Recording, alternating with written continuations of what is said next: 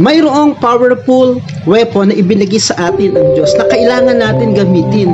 Kailangan natin ipadama sa ating kapwa. Hindi lang basta alam natin. Ito ay ang pag-ibig. Nakakalungkot tayo mga Kristiyano na away-away, nagpapagalingan, ang tataas ng pride, subalit wala namang pag-ibig.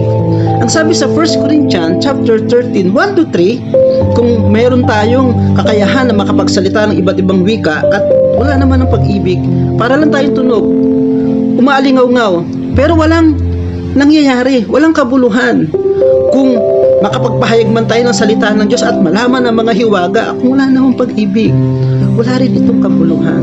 Kung mayroon tayo namang kaalaman ng lahat ng bagay, kung mayroon man tayong pananampalataya, subalit wala namang pag-ibig, ang lahat ng ito ay walang kabuluhan. Kahit ibigay mo pa ang iyong ari-arian sa mga dukha, kahit ang ating katawan ay ihandog para sunugin, kung wala naman itong pag-ibig, wala itong maidudulot sa atin.